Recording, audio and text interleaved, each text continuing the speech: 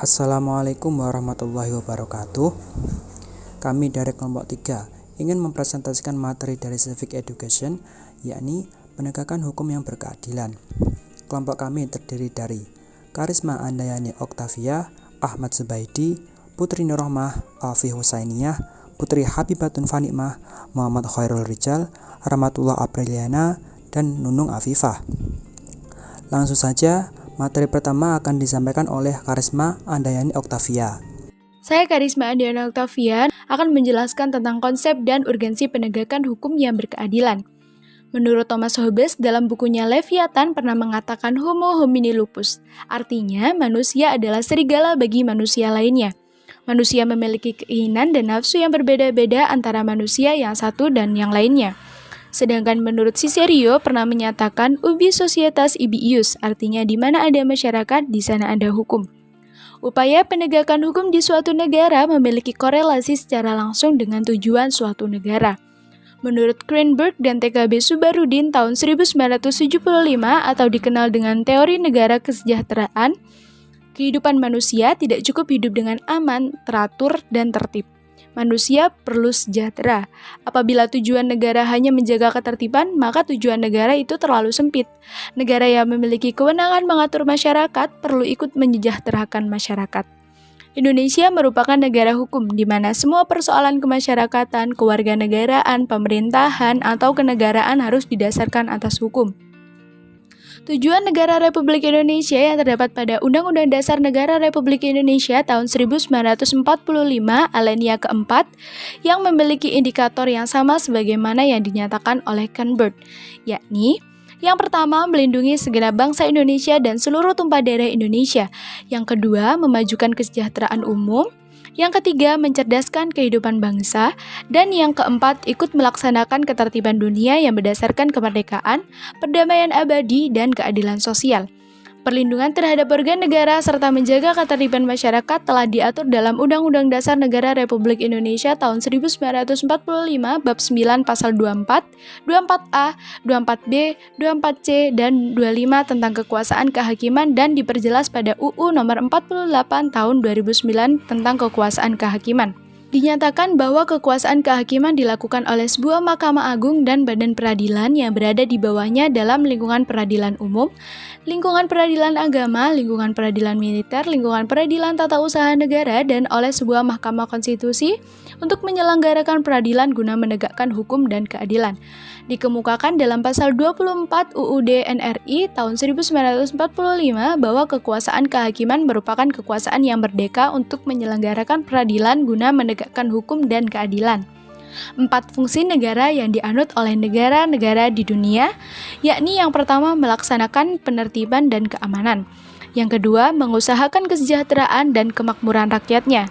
Yang ketiga, pertahanan. Dan yang keempat adalah menegakkan keadilan.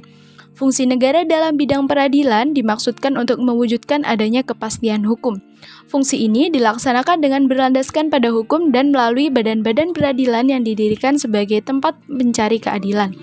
Peraturan perundangan dalam bidang hukum pidana memiliki Kitab Undang-Undang Hukum Pidana atau KUHP dan Kitab Undang-Undang Hukum Acara Pidana atau KUHAP. Dalam bidang peradilan, Indonesia memiliki peradilan umum, peradilan militer, peradilan agama, dan peradilan tata usaha negara atau PTUN. Selain itu, ada juga peradilan yang sifatnya ad hoc, misalnya peradilan tindak pidana korupsi atau tipikor. Latar belakang diperlukannya penegakan hukum yang berkeadilan. Hukum merupakan suatu alat yang dibuat untuk membatasi tingkah laku, mengontrol, menjaga ketertiban, serta menghindari kekacauan manusia. Hukum merupakan aspek terpenting dalam pelaksanaan atas kumpulan kekuasaan kelembagaan. Hukum mempunyai tugas untuk menjamin adanya kepastian hukum dalam masyarakat.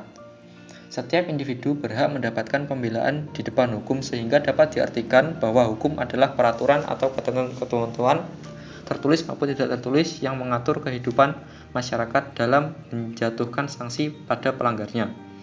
Indonesia merupakan negara hukum. Hukum merupakan peraturan yang bertujuan untuk mengatur kehidupan dan menciptakan ketertiban masyarakat. Penegakan hukum di Indonesia meliputi sumber historis, sosiologis, dan politis. Hal yang terpenting yang harus diperhatikan dalam mewujudkan sebuah hukum agar berlaku dengan semestinya yaitu satu adalah keadilan hukum, artinya Dalam pelaksanaan hukum, para aparat penegak hukum harus bersikap adil. Pelaksanaan hukum yang tidak adil akan mengakibatkan keresahan masyarakat, sehingga pembawa hukum dan aparatnya akan luntur di depan masyarakat. Apabila masyarakat tidak peduli terhadap hukum, maka ketertiban dan ketentraman masyarakat akan terancam dan pada akhirnya akan mengganggu stabilitas nasional. Yang kedua adalah kemanfaatan. Selain unsur keadilan, para aparatur penegak hukum dalam menjalankan tugasnya harus mempertimbangkan agar proses penegakan hukum dan pengambilan keputusan memiliki manfaat bagi masyarakat. Hukum harus bermanfaat bagi manusia. Oleh karena itu, pelaksanaan hukum atau penegakan hukum harus memberi manfaat atau kegunaan bagi masyarakat atau manusia. Yang ketiga adalah kepastian hukum. Artinya, penegakan hukum pada hakikatnya adalah perlindungan hukum terhadap tindakan sewenang-wenang. Adanya kepastian hukum memungkinkan seseorang akan memperoleh sesuatu yang diharapkan. Misalnya, seseorang yang melanggar hukum akan dituntut pertanggungjawabannya atas perbuatannya itu melalui pengadilan.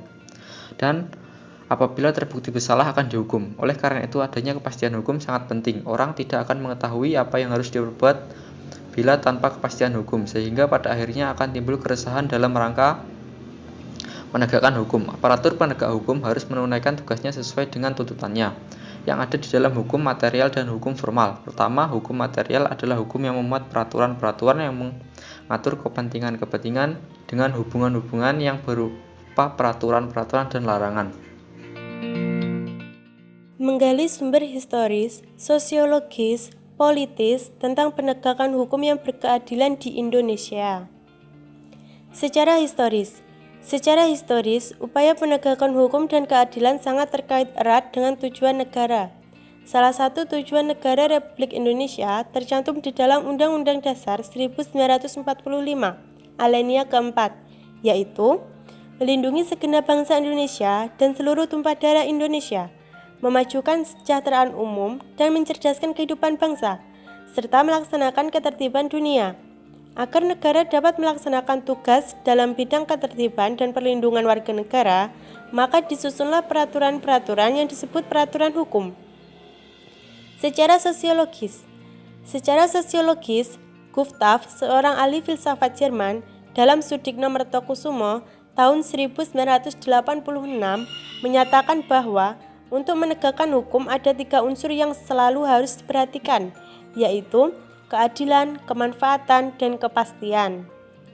Secara politis, dalam upaya mewujudkan sistem hukum nasional yang bersumber pada Pancasila dan Undang-Undang Dasar Negara Republik Indonesia 1945, bukan hanya diperlukan pembaharuan materi hukum, tetapi yang lebih penting adalah pembinaan aparatur hukumnya sebagai pelaksana dan penegak hukum.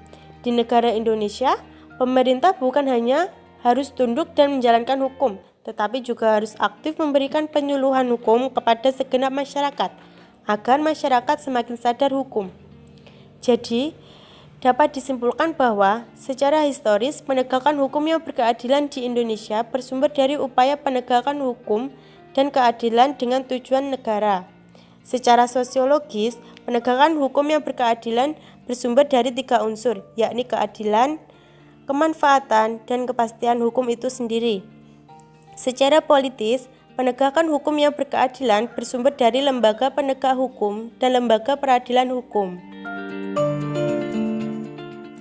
Lembaga penegak hukum. Apa saja lembaga penegak hukum yang ada di Indonesia? Lembaga penegak hukum di Indonesia diantaranya adalah: yang pertama, Kepolisian Negara Republik Indonesia. Lembaga kepolisian bertugas untuk memelihara keamanan dan ketertiban masyarakat, menegakkan hukum, memberi perlindungan, pengayoman, dan pelayanan kepada masyarakat. Oleh karena itu, dalam kaitannya dengan hukum, khususnya hukum acara pidana, Kepolisian Negara bertindak sebagai penyidik dan penyelidik. Yang kedua, Kejaksaan Republik Indonesia.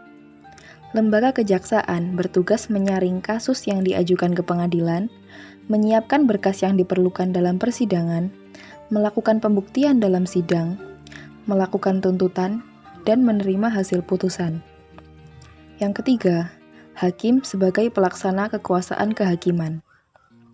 Hakim bertugas menerima, memeriksa, memberikan putusan atas bukti-bukti dan berkas penyidikan yang telah dilimpahkan dari kejaksaan. Yang keempat, advokat dalam penegakan hukum. Advokat memberikan jasa konsultasi hukum, bantuan hukum, menjalankan kuasa, mewakili, mendampingi, membela, dan melakukan tindakan hukum lain untuk kepentingan hukum klien. Advokat juga mengawasi dan memberikan nasihat kepada lembaga kehakiman lainnya dan mengawasi kegiatan dari lembaga pemasyarakatan agar tidak keluar dari prinsip dan hak asasi manusia. Lembaga peradilan. Lembaga peradilan adalah alat yang menjadi perlengkapan negara yang memiliki tugas dalam andil mempertahankan untuk tetap tegaknya hukum. Lembaga peradilan di Indonesia sendiri diserahkan kepada Mahkamah Agung sebagai pemegang kekuasaan kehakiman dengan berbagai tugas pokok seperti menerima, memeriksa, mengadili, dan juga membantu menyelesaikan setiap perkara atau masalah pertikaian yang diajukan. Fungsi lembaga peradilan: melakukan kontrol dari jalannya peradilan di dalam wilayah hukum dan juga menjaga supaya peradilan itu diselesaikan dengan semestinya. Menjadi tempat menyelesaikan permasalahan dengan keadilan, penentu siapa salah dan siapa yang benar dalam suatu pertikaian. Macam lembaga peradilan Indonesia. 1. Peradilan umum. Peradilan umum adalah lembaga memeriksa dan memutuskan perkara tingkat pertama dari semua jenis perkara perdata dan pidana untuk semua golongan penduduk. Untuk menyelesaikan perkara-perkara yang termasuk wewenang peradilan umum, digunakan beberapa tingkat atau badan pengadilan, yaitu pengadilan negeri, pengadilan tinggi, pengadilan tingkat kasasi, dan penasehat hukum. 2. Peradilan agama. Peradilan agama terbaru diatur dalam Undang-Undang Nomor 50 Tahun 2009 sebagai perubahan kedua atas Undang-Undang Nomor 7 Tahun 1989. Berdasarkan undang-undang tersebut, peradilan agama bertugas dan berwenang memeriksa perkara-perkara di tingkat pertama antara orang-orang yang beragama Islam di bidang perkawinan, kewarisan, wasiat, dan hibah yang dilakukan berdasarkan hukum Islam, wakaf, dan sedekah. 3. Peradilan militer. Wewenang peradilan militer menurut Undang-Undang Darurat Nomor 16 Tahun 1950 yang telah diperbarui menjadi Undang-Undang Nomor 31 Tahun 1997 tentang peradilan militer adalah memeriksa dan memutuskan perkara pidana terhadap kejahatan atau pelanggaran yang dilakukan oleh anggota aparatur negara, bisa juga seorang yang dapat disamakan dengan kedudukan TNI dan Polri. 4. Peradilan tata usaha negara. Peradilan tata usaha negara diatur Undang-Undang Nomor 5 Tahun 1986 yang telah diperbarui menjadi Undang-Undang Nomor 9 Tahun 2004. Dalam pasal 1 ayat 1 disebutkan bahwa tata usaha negara adalah administrasi negara yang melakukan fungsi untuk menyelenggarakan urusan pemerintahan baik di pusat maupun di daerah. Peradilan tata usaha negara bertugas untuk mengadili perkara atas perbuatan melawan hukum yang dilakukan oleh pegawai tata usaha negara. Membangun argumen dinamika dan tantangan penegakan hukum yang berkeadilan Indonesia.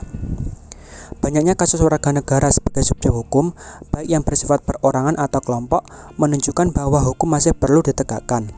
Persoalannya, penegakan hukum di Indonesia dipandang masih lemah. Dalam beberapa kasus, masyarakat dihadapkan pada ketidakpastian hukum. Sebagian masyarakat bahkan merasakan bahwa aparat penegak hukum kurang bersikap adil. Jika hal ini terus dibiarkan dan menjadi kebiasaan, maka tidak menutup kemungkinan akan terjadi revolusi hukum. Oleh karena itu, tantangan yang dihadapi oleh bangsa Indonesia saat ini adalah menghadapi persoalan penegakan hukum di tengah maraknya pelanggaran hukum di segala strata kehidupan masyarakat. Di era globalisasi yang penuh dengan iklim materialisme, banyak tantangan yang dihadapi oleh aparat penegak hukum. Mereka harus bisa menahan diri, berakhlak mulia, dan berdedikasi dalam menjalankan tugas. Dalam hal ini, aparatur penegak hukum harus siap dan kuat menghadapi segala bentuk godaan yang bisa berakibat jatuhnya wibawa sebagai penegak hukum, seperti KKN dan penyuapan. Selain itu, pemerintah perlu melakukan upaya preventif atau pencegahan dalam mendidik warga negara, termasuk melakukan pembinaan kepada semua aparatur negara tanpa terkecuali, seperti sosialisasi pada masyarakat agar melek hukum, memberi pendidikan kewarganegaraan kepada anak sejak dini, dan pemerintah rutin memantau aktivitas aparatur hukum adakah yang ganjal atau tidak. Apabila hal ini telah dilakukan, ketika ada warga negara yang melanggar hukum, aparatur negara harus bekerja secara profesional dan berkomitmen menegakkan hukum. Mendeskripsikan esensi dan urgensi penegakan hukum yang berkeadilan Indonesia. Pernahkah Anda berpikir Apa yang akan terjadi seandainya di sebuah bangsa tidak ada peraturan hukum? Atau mungkin peraturan hukum sudah ada, namun apa yang akan terjadi apabila di negara bangsa tersebut tidak ada upaya penegakan hukum? Benarkah penegakan hukum itu penting dan diperlukan? Sebagaimana telah dikemukakan terdahulu, bahwa sudah sejak lama Cicero menyatakan ubi societas ibi ius, di mana ada masyarakat, di sana ada hukum. Bahkan apabila kita kaji kitab suci yang diturunkan oleh Tuhan Yang Maha Esa, kita pasti akan menemukan betapa banyak aturan-aturan yang dinyatakan dalam setiap ayat kitab suci tersebut. Namun, tampaknya ada peraturan hukum saja tidak cukup. Akan tetapi, tahap yang lebih penting adalah tentang penegakan dan kepastian hukum. Penegakan hukum bertujuan untuk mewujudkan peraturan hukum demi terciptanya ketertiban dan keadilan di masyarakat. Apa yang tertera dalam peraturan hukum atau pasal-pasal hukum material seyogianya dapat terwujud dalam proses pelaksanaan atau penegakan hukum di masyarakat.